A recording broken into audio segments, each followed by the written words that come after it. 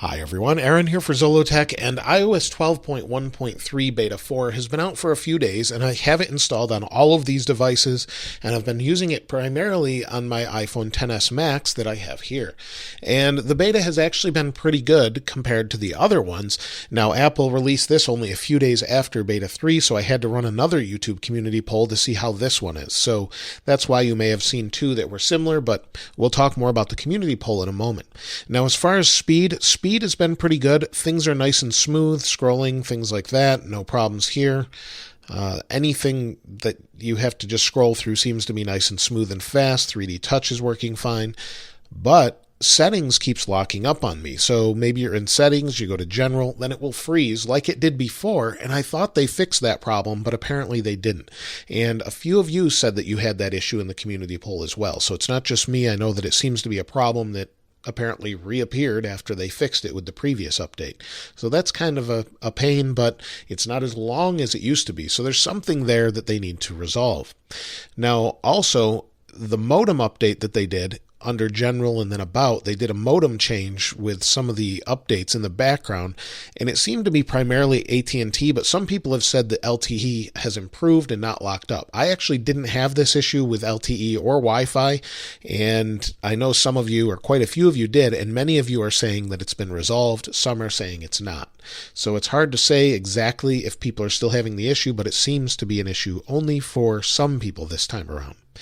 Now, battery life, battery has been pretty good for me. A lot of you also said that it was quite good. Battery health is still 100% on my iPhone XS Max. And if we take a look over the last 10 days, here's where I got some of the most usage, 7 hours and 9 minutes, which is phenomenal. Screen off time of 1 hour and 3 minutes. And I was in CES where there were over 150,000 people within probably a 3-mile radius, all trying to get on LTE. So the battery was getting very heavily used in those times, taking photos and video, and I kind of just went to take a look at things. I'm not sure if I'll do a video on that or not, but I did just take a look at things just to see what it is, make some contacts. But you'll see overall it looks pretty good. Battery has been the same or better for me with this particular beta update. So it's fairly stable, and I'm surprised that it's not out today to the public, quite honestly. I thought it'd be out today, but maybe they'll push it till tomorrow, and then iOS 12.2. Maybe we'll see it next week. I don't know. I don't know if they're keeping the features for next week or maybe June, when they usually have WWDC in the first few weeks where we have a whole new version of iOS. So I'm not sure if we're going to see anything major until then, but it's hard to say. Now, before we talk about the YouTube community poll, I wanted to talk about these devices. Now, I do have other iPhones, but I tend to run different updates on different devices.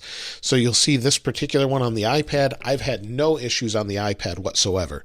This is the 10.5-inch iPad Pro, and this one has been rock solid. No issues here, nothing to complain of. If you're running the beta, you'll be happy with it. The 5S, we did show that it took a little bit longer to load things like Minecraft, but overall the experience was quite good.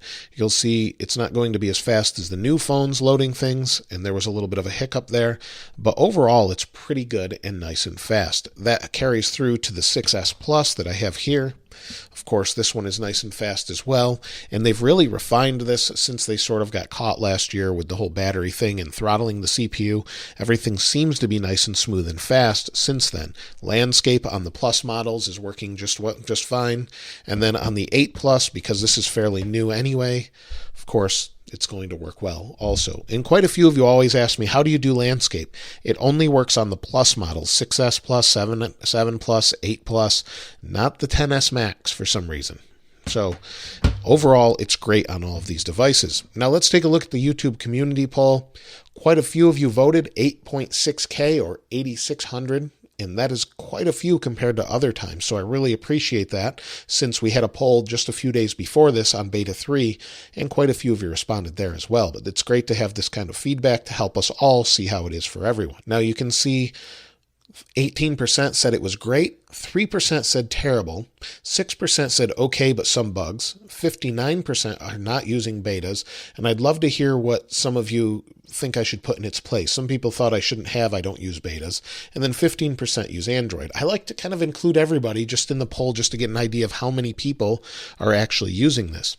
Now there's 130 comments. I've read every single one of them. There's quite a few really good ones, and some of them I've already mentioned. Most people are saying there's really good battery life, which is a great sign. And you'll see some people are just saying what device they're on: 6S, Max, 10R, Yo, I'm not sure, Yo, I guess, or High, iPhone 7 Plus, waiting for the final version. So let's take a look at some of the things people have. Everything like animations got faster, probably because of the higher single-core performance. That's probably true, depending on the phone you have. Betas drain your battery health. No, they don't. They don't drain. Nothing really drains your battery health other than actually using a phone. Over time, batteries degrade. It's just how batteries work, and there's not a whole lot you can do about it, honestly. If you fast charge all the time, that may be something you should not do all the time. Best one yet for version 12.1.3, very fast and smooth, good performance so far. Best Apple update, iPhone XR. It's been decent on my XS Max, love the battery life. And again, that's what I'm hearing the most. It's great on my XS Max. The only issue is the settings app takes 5 to 8 seconds to respond. Same thing I'm having, like I said. Battery life is great on my iPhone 6S Plus, and speed-wise, I'm really impressed how smooth everything is, and that's why I updated to the beta. Battery's good. Getting 6 hours and 34 minutes average screen and on time, screen off time, almost 2 hours. That's really good on a 10R.